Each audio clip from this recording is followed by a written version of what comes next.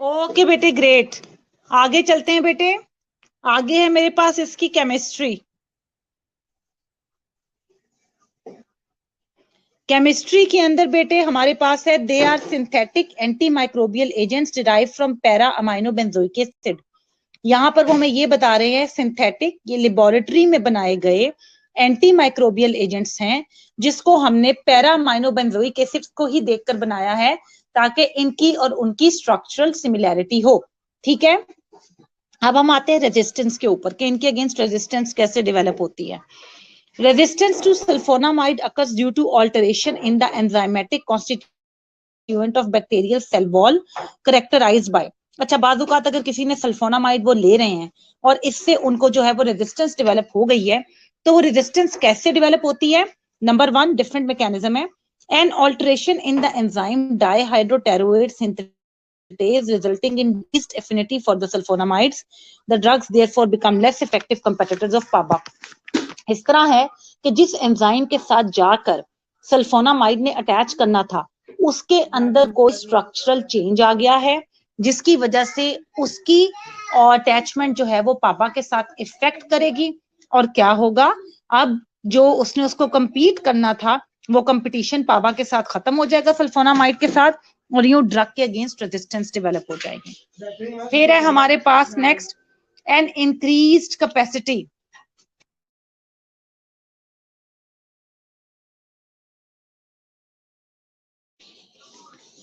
N increased capacity to destroy और inactivate the drug. अच्छा जी, अब ये है कि बैक्टीरिया के पास बहुत ज्यादा जो है वो पावर आ गई है, चेंज आ गया उसके अंदर इस तरह, और वो क्या कर सकता है, बड़ी आसानी से ड्रग को इनएक्टिवेट कर सकता है।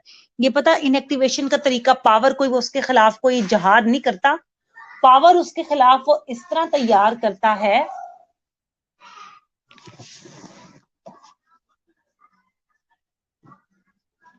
अच्छा जी, जो ये पावर वाली बेटे बात है, पावर उसके खिलाफ इस तरह वो डेवलप कर लेता है कि वो उसको जिस तरह ही ड्रग सेल के अंदर, बैक्टीरियल सेल के अंदर एंटर होती है, वो उसको फौरन से एक्सपेल कर देता है, निकाल देता है, और यूं ड्रग की इफेक्टिवनेस खत्म हो जाती है। ठीक है, an alternative metabolic pathways for the synthesis of folic acid. Folic acid को बनने का खाली ये एक तरीका तो नहीं है, क्या होगा with the passage of the time, एक ऑल्टरनेटिव पाथवे जो है वो फॉलिक एसिड की सिंथेसिस का डेवलप हो सकता है। जैसे फर्ज करो जो है वो लाहौर को मैं डेली जाती हूँ बाय रोड, और मुझे पता लगे कि बाय रोड आज मुझे कोई नुकसान पहुंचाना चाहता है और मेरा लाहौर जाना भी बहुत जरूरी है, I will take the plane और the train. So I changed my destination is same, route change हो गया, तो इससे भी इफेक्ट पड़ता है। An increased production of PABA that overcomes the inhibition of the dihydroteroate synthetase by the sulfonamide। Competitive inhibition है ना, तो competitive में क्या होता है, अगर जो मेन एगोनिस्ट है वो इतना ज्यादा बन जाए तो वो ड्रग को इनएक्टिवेट कर देता है। यानी कि पाबा की इतनी ज्यादा सिंथेसिस हो गई है कि 100 या 50 पाबा के अगेंस्ट एक अकेली सल्फोनामाइड है। कंपेटिटिव इनहिबिशन है, जो है वो बॉन्ड परमानेंट नहीं है, वो सुकून से धक्का देगा उसको वहां से सल्फोनामाइड को और खुद आके अटैच कर लेगा। तो इस तरह ये इस ड्रग के अगेंस्ट रेजिस्टेंस डेवलप होती है। उसके बाद है बेटे फार्मेकोकाइनेटिक्स में। Pharmacokinetics, most sulfa drugs are absorbed after oral administration. यानी काफी जो सल्फा ड्रग्स हैं वो ओरल एडमिनिस्ट्रेशन के बाद प्रॉपर्ली एब्जॉर्ब हो जाती हैं। Sulfasalazine is not absorb from the gut, इसलिए ये नॉन एब्जॉर्बेबल में है क्लासिफिकेशन में। And is use for inflammatory bowel disease for local action, खाली कि वो बॉवल में जाके एब्जॉर्ब नहीं होती, वहां पर जो लोकल इन्फ्लेमेशन है उसके लिए उसको यूज करते हैं। और सिल्वर सल्फा डायाजीन तो हमें पता ही है कि बर्न सेप्सिस को रिड्यूस करने के लिए हम इसको टॉपिकली यूज करते हैं। फिर इसका मेटाबॉलिज्म आ गई है कि most of the sulfonamides are metabolised in liver into acetylated compounds which are inactive and less soluble in acidic और neutral medium. As the sulfonamide is acetylated form are poorly soluble in acidic medium, they are concentrated and precipitated in the urinary passage resulting in tubular damage and stone formation। अब sulphonamide क्या है? Sulphonamides जो drugs हैं वो खुद भी acidic in nature हैं, और जब वो मेटाबोलाइज हो जाती हैं तो मेटाबोलाइजेशन में ढेर सारे, मैंने तुम्हें फेज 2 में रिएक्शन पर आए थे जिसमें ग्लूकोरोनिडेशन था, एसिटाइलेशन था, तो ये एसिटाइलेटेड कंपाउंड्स बनाते हैं फेज 2 में। अब ये जो एसिटाइलेटेड कंपाउंड्स होते हैं ना, ये जो है वो एसिडिक मीडियम में पोरली सॉल्युबल है, और स्टमक का जो मीडियम है वो पोरली सॉल्युबल है, एसिडिक मीडियम है। अब जब ये एसिडिक मीडियम में पोरली सॉल्युबल है तो इसका मतलब है ये ब्लड में एक्यूमुलेट होना शुरू हो जाते हैं, बॉडी में ज्यादा देर के लिए रहते हैं और किडनी में जाके ज्यादा एक्यूमुलेशन की वजह से जो है वो सल्फोनामाइड के स्टोन बनना शुरू हो जाते हैं। इस चीज से हमें छुटकारा पाने के लिए क्या करेंगे, हम यूरिन को अल्कलाइन कर देंगे। मैंने तुम्हें बताया था जब भी किसी एसिडिक ड्रग्स की एक्यूमुलेशन हो जाएगी बॉडी के अंदर तो उसको बॉडी से निकालने के लिए हमें यूरिन को अल्कलाइन करना पड़ेगा। और कॉन्ट्रेरली अगर किसी अल्कलाइन ड्रग की एक्यूमुलेशन हो जाएगी तो उसको बॉडी से निकालने के लिए, क्योंकि वो इफेक्ट एडवर्स इफेक्ट क्रिएट कर रही है, हम यूरिन को एसिडिक कर देंगे। क्योंकि एसिडिक ड्रग अल्कलाइन मीडियम में आयोनाइज्ड हो जाएगी। आयोनाइज्ड का मतलब है वाटर सॉल्युबल, वाटर सॉल्युबल आसानी से यूरिन के थ्रू निकल जाएगी which is water in nature. तो यहाँ पे उसने बताया हुआ है कि method of avoiding this complication is making the urine more alkaline, वही जो मैंने आपको बताया। अच्छा, ज्यादा से ज्यादा जो है वो dilute the urine which will become alkaline on dilution, ज्यादा से ज्यादा पानी पियो ताकि एसिडिटी कम हो और अल्कलिनिटी बढ़ जाए। सल्फोनामाइड्स जो है ऐसे सल्फोनामाइड इस्तेमाल किए जाएं जिनके सॉल्ट्स जो हैं वो सॉल्युबल मेटाबोलाइट बनाए, ना कि इनसॉल्युबल मेटाबोलाइट बनाए। सारी की सारी तो एसिटाइलेशन नहीं ना करेंगी, बेशक उस क्लास से बिलोंग करेंगी, लेकिन कुछ ऐसी होंगी जो सॉल्युबल मेटाबोलाइट बनाएंगी। फिर या हम कॉम्बिनेशन ऑफ ड्रग्स को यूज करें। Sulfasalazine is converted by the intestinal flora into, अच्छा ये करने की जरूरत नहीं है, ठीक है, ये छोड़ दो, ये आखिरी वाला सल्फासेलाजीन से लेके इन इन्फ्लेमेटरी बाउल डिजीज, बस ऊपर वाला पता होना चाहिए। एक्सक्रीशन में sulfonamides are eliminated by glomerular filtration. यहां पर मैं रोक रही हूं और मैं अब तुम लोगों को 5 से 6 मिनट का टाइम दे रही हूं। ये 5 से 6 मिनट में प्लीज इसको आप पढ़ना शुरू कर दें बेटे। एक दफा रीड करें, उसके बाद कोई क्वेश्चन हो तो फिर मुझसे पूछें। जेनेट पहले खुद पढ़ो, जब समझ नहीं आएगी देन आई विल एक्सप्लेन। मैंने बहुत कामली और स्लोली इसको एक्सप्लेन किया है। Read it out, you have like 7 minutes, 7 minutes के लिए मैं खामोश हूं, रीड करो, उसके बाद क्वेश्चन पूछो।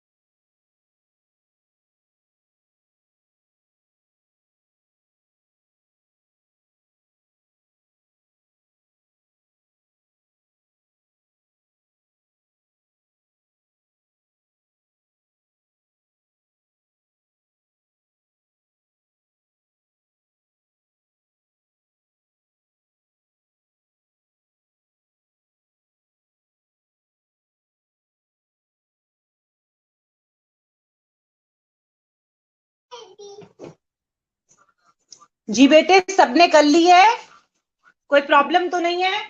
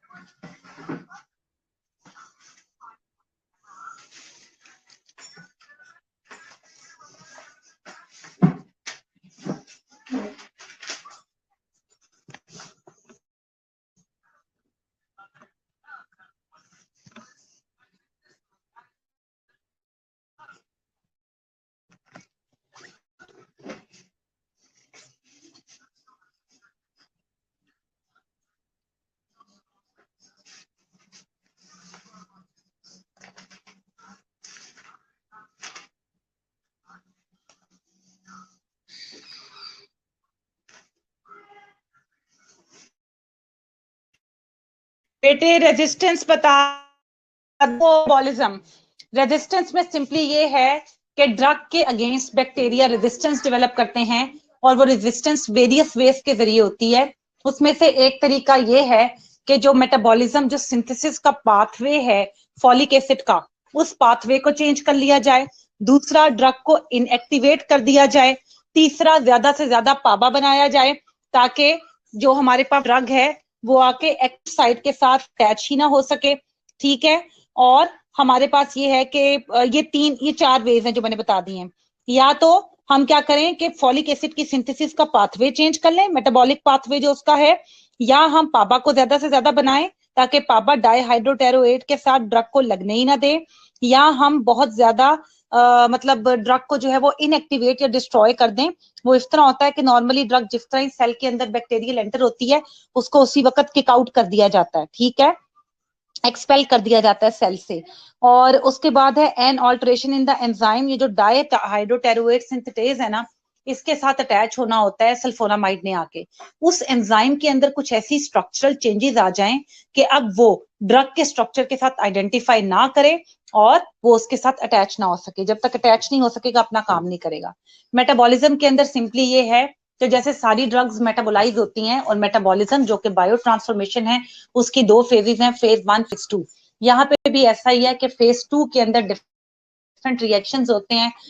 एसिटाइलेशन होती है, कॉन्जुगेशन होता है हमारे पास, और इसके अलावा ग्लूकोरोनिडेशन होती है। कॉन्जुगेशन की आगे फर्दर टाइप्स हैं, glucuronidation and acetylation. Actually conjugation है। तो एसिटाइलेशन होती है, उसके जरिए ये निकलती है बॉडी से, ग्लोमेरुलर फिल्ट्रेशन के जरिए एक्सक्रीट आउट होती है। लेकिन होता यह है कि जब ये ड्रग एसिटाइलेटेड फॉर्म में कन्वर्ट हो जाती है तो ज्यादा एसिडिक होती है। ज्यादा एसिडिक होने की वजह से ये जो है वो एक्सक्रीट आउट नहीं हो पाती यूरिन के थ्रू। तो उसको यूरिन के थ्रू एक्सक्रीट आउट करने के लिए हम करते हैं यूरिन को अल्कलाइन। जब भी कोई एसिडिक ड्रग की एक्यूमुलेशन होगी, यूरिन को अल्कलाइन करना पड़ेगा। बेसिक होगी तो एसिडिक करना पड़ेगा। यहाँ पर हम उसको अल्कलाइन करते हैं ताकि वो आयोनाइजेशन हो जाए। आयोनाइजेशन होगी तो हाइड्रोफिलिक होगी, आयंस हाइड्रोफिलिक होते हैं, और इस तरह वो यूरिन के जरिए आसानी से निकल सकते हैं। ज्यादा से ज्यादा पानी पी के भी यूरिन को डाइल्यूट किया जाता है, जिससे उसकी अल्कलिनिटी बढ़ जाती है।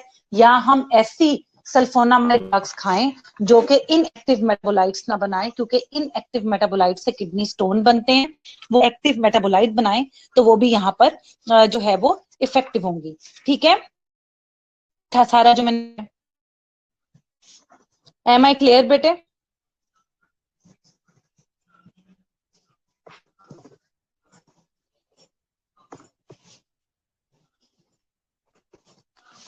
ओके ग्रेट बेटे, आगे चलती हूँ मैं।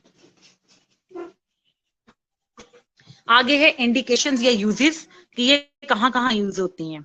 सल्फोनामाइड्स को हम ना कॉमनली जो है वो अकेले इस्तेमाल नहीं करते, इनको हम दूसरी ड्रग्स के साथ स्पेशली ट्राइमेथोप्रिम के साथ कंबाइन करते हैं, जिसे को ट्राइमोक्साजोल कहते हैं। ट्राइमेथप्रिम नहीं है, ट्राइमेथोप्रिम में टीएच के बाद ओ भी आता है, वो लगा लेना इसकी स्पेलिंग में, ठीक है। और इस कॉम्बिनेशन को को ट्राइमोक्साजोल कहते हैं। को का मतलब कॉम्बिनेशन, ट्राइम का लफ्ज जो है वो ट्राइमेथोप्रिम से लिखा है, और ऑक्साजोल क्योंकि इसके अंदर जो सल्फोनामाइड हम लगाते हैं वो है सल्फामिथोक्साजोल, ठीक है। नॉर्मली सेप्ट्रान के नाम से ये ड्रग जानी जाती है, कॉमनली यूज होती है।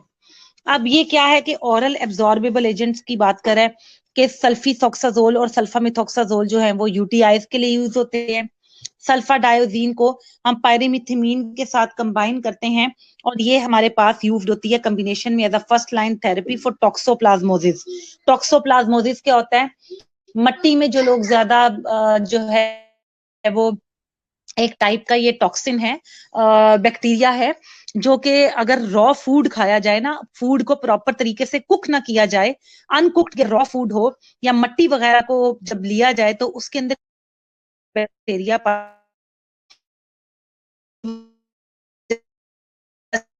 तो सल्फाडाइजीन को पायरीमेथामीन के साथ कंबाइन करके फर्स्ट तौर पर टॉक्सोप्लाज्मोसिस यूज करते हैं। इसके अलावा सल्फाडॉक्सिन को करते हैं, और ये मलेरिया में इस्तेमाल होता है। आगे हैं ऑरल नॉन एब्जॉर्बेबल एजेंट्स। इनमें सल्फासेलाजीन है जो कि इन्फ्लेमेटरी बाउल डिजीज में यूज होता है, क्योंकि सल्फासेलाजीन ऑरल नॉन एब्जॉर्बेबल है तो ये लोकल इफेक्ट करता है अल्सरेटिव कोलाइटिस में। टॉपिकल के अंदर सोडियम सल्फासिटामाइड है, आई ड्रॉप्स ऑइंटमेंट वगैरह के जो है वो शेप में आता है, और ये बैक्टीरियल कंजंक्टिवाइटिस में और ट्रैकियोमा में यूज होता है। ट्रैकियोमा भी जो कंटेजियस इन्फेक्शन है, बैक्टीरियल है, जो एक से दूसरे को लगता है, इनर आईलिड के अंदर होता है। और फिर सिल्फर सल्फाडाइजीन को बर्न वूंड्स वगैरह में और जो है हम इस्तेमाल करते हैं। अब हमारे पास साइड इफेक्ट्स आ गए हैं। साइड इफेक्ट्स में हमारे पास सबसे पहले है नेफ्रोटॉक्सिसिटी, ठीक है। Crystalluria leading to acute tubular necrosis. अब क्रिस्टल यूरिया हो रहा है और ट्यूबुलर नेक्रोसिस हो रही है, यानी कि एक्यूट शॉर्ट टर्म, मैंने बताया था एक्यूमुलेशन हो जाएगी तो क्रिस्टल्स बनेंगे और हिंड्रेंस होगी, वो इसका साइड इफेक्ट है। वही यूरिनल अल्कलिनिटी वाला पॉइंट, ठीक है। ब्लड एबनॉर्मेलिटीज में एक्यूट हिमोलिटिक एनीमिया हो रहा है, स्पेशली उन पेशेंट में जिसमें के एक एंजाइम होता है ग्लूकोज 6 फॉस्फेट डिहाइड्रोजनेज, और ज्यादातर ये ब्लैक पीपल में होता है, अफ्रीकन ओरिजिन के, उनमें ये एंजाइम नहीं होता, तो उनमें ये ड्रग एक्यूट हिमोलिटिक एनीमिया करवाती है, क्योंकि उनके अंदर इस एंजाइम की डेफिशिएंसी होती है।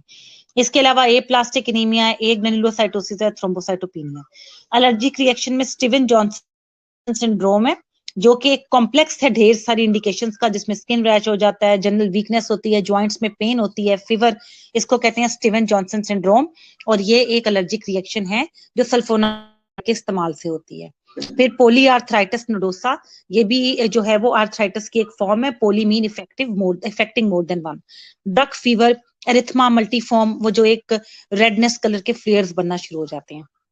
एक और चीज इससे होती है कनेक्टेरिस के नाम से, ये अगर लेट प्रेगनेंसी में अगर दिया जाए किसी लेडी को, तो उससे ये होता है कि एक इनफेनिटेबल जॉन्डिस होता है, यानी कि किलिंग सेंसेशन का बहुत ज्यादा जो है वो हार्मफुल, और ये अनकॉन्जुगेटेड बिलीरुबिन जो है वो सीएनएस के अंदर एंटर होती है और परमानेंट एक डैमेज कॉज कर देती है सीएनएस को, जिसको कनेक्टेरिस कहते हैं।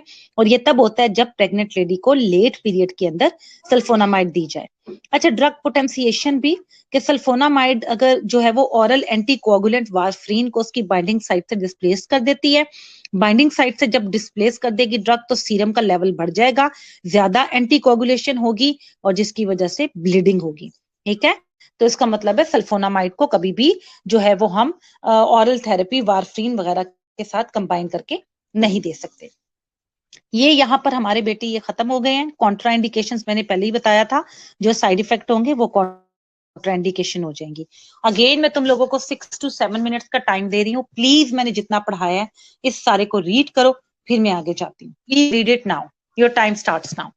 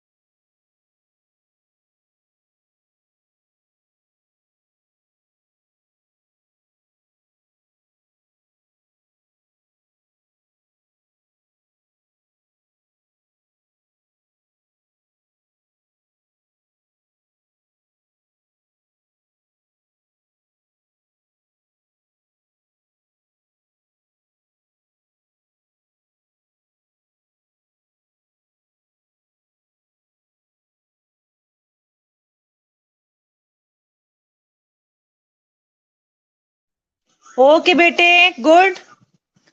बेटे ड्रग पोटेंशिएशन का मतलब होता है किसी के इफेक्ट को बढ़ा देना, ठीक है। यहां पर इसका मतलब ये है कि वारफ्रीन एक ऐसी ड्रग है जो कि एंटी कोएगुलेंट है। Therapeutic index, margin of safety इसका कम है और थेराप्यूटिक इंडेक्स नैरो है। जब हम वारफ्रीन को एडमिनिस्टर करते हैं, किस लिए खाई जाती है? थिक ब्लड को क्या करने के लिए? पतला करने के लिए, ठीक है। जब तुम, और वारफ्रीन जो है वो एल्ब्यूमिन जो ड्रग प्लाज्मा प्रोटीन है उसके साथ जाके बाउंड हो जाती है और कुछ अमाउंट इसकी बॉडी में अवेलेबल होती है अपना एक्शन परफॉर्म करने के लिए। जब हम सल्फोनामाइड खाते हैं, वो वारफ्रीन को एल्ब्यूमिन से धक्का दे देती है और खुद जाके एल्ब्यूमिन के साथ कंबाइन कर जाती है, क्योंकि एल्ब्यूमिन के लिए सल्फोनामाइड की एफिनिटी ज्यादा है। अब अगर पहले मेरी बॉडी में 40% वारफ्रीन अवेलेबल थी, जो कि इनफ थी ब्लड को थिन करने के लिए, अब वो 70 या 60% अवेलेबल हो गई है। इसका मतलब है वो एक्सेसिवली मेरे ब्लड को थिन कर देगी और अगर कोई माइनर ब्रूज या कट लग गया, I will bleed to death. So this is what happens. तो इसलिए सल्फोरामाइड को वारफ्रीन के साथ अवॉइड करना चाहिए। एम आई क्लियर बेटे?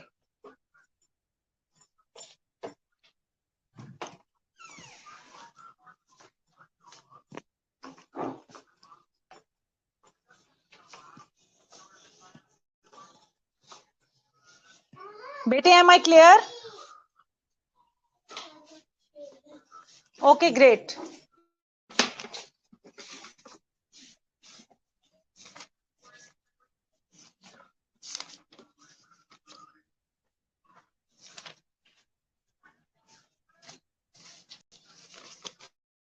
अच्छा बेटे, अब आगे चलते हैं ट्राइमेथोप्रिम की तरफ। ट्राइमेथोप्रिम भी इसी क्लास की एक और ड्रग है और ट्राइमेथोप्रिम सल्फोनामाइड नहीं है, ठीक है। इसी क्लास की एक और ड्रग है और सल्फोनामाइड नहीं है। ये कैसे काम करती है? ट्राइमेथोप्रिम वो थी जो हमारे पास सल्फोनामाइड थी, वो डाईहाइड्रो टेरोएट, टेरोएट में वो पी आता है उसके स्पेलिंग में, but P is silent. Dihydropteroate synthetase की इनहिबिटर थी। ये ड्रग डाईहाइड्रोफोलेट रिडक्टेस की इनहिबिटर है, ठीक है। और ये एंटीबैक्टीरियल जो इसका स्पेक्ट्रम है वो बिल्कुल मिलता जुलता है सल्फोनामाइड से, लेकिन ये उससे 20 से 50 टाइम ज्यादा पोटेंट है। अब इसकी हायर कंसंट्रेशन अचीव होती है जो है वो प्रोस्टेटिक एंड विजाइनल फ्लूइड्स के अंदर। अब इस मोड ऑफ एक्शन क्या है, ये कैसे काम करती है?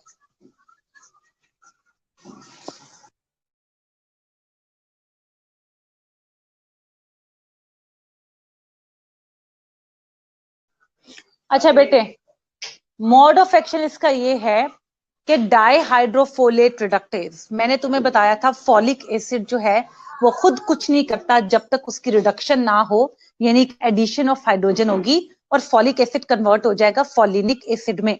फॉलिक एसिड जब तक फॉलिनिक एसिड नहीं बनेगा वो कुछ भी नहीं कर सकेगा, ठीक है।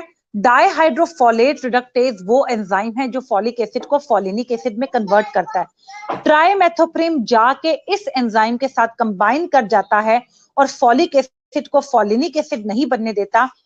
ना ही फॉलिक से फॉलिनिक अपनी एक्टिव फॉर्म में बनेगा और ना ही वो जो डीएनए सिंथेसिस है वो होगी और इस तरह डीएनए सिंथेसिस की इनहिबिशन हो जाएगी। तो यू ट्राइमेथोप्रिम अपना काम करती है। ये नॉर्मली यूज होती है यूटीआईज में, रेस्पिरेटरी इंफेक्शन में, और इसको हम कंबाइन करते हैं सल्फोनामाइड के साथ और ये कोट्राइमोक्साजोल बनाती है। सेप्ट्रान का कॉम्बिनेशन है जो नॉर्मली हम यूज करते हैं। इसके बाद मैंने आपको सेप्ट्रान ही पढ़ानी है, ठीक है। एडवर्स इफेक्ट्स में है नोजिया, वॉमिटिंग और स्किन रैशेस, और फॉलिक एसिड डेफिशिएंसी हो जाती है, जिसकी वजह से अगर फॉलिक एसिड कम होगा तो megaloblastic anaemia will be there.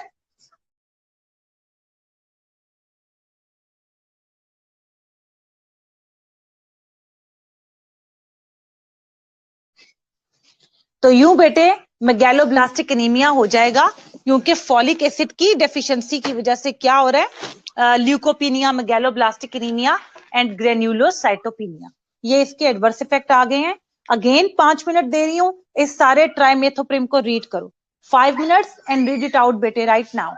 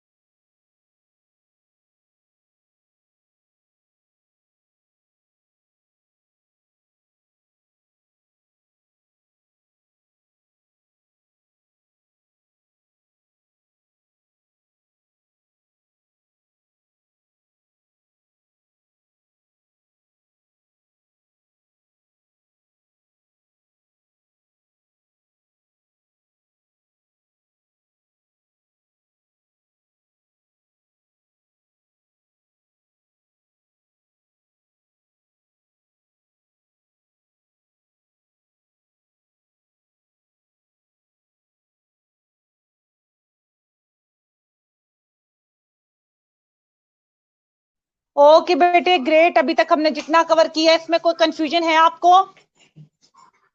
If you do not have any confusion बेटे सो फार, तो मैं आज यहीं पे वाइंड अप करूंगी। इसकी आखिरी जो ड्रग है वो हम नेक्स्ट लेक्चर में कवर करेंगे। जेनिफर अटेंडेंस लगा के बेटे, 19 बच्चे मुझे इस वक्त नजर आ रहे हैं, सिर्फ 19 बच्चों की अटेंडेंस लगा के मुझे भेज दो, ठीक है? इतने बच्चों की मुझे अटेंडेंस लगा के बेटे सेंड कर दो। And I will see you in the next class. Take care, अल्लाह हाफिज बेटे।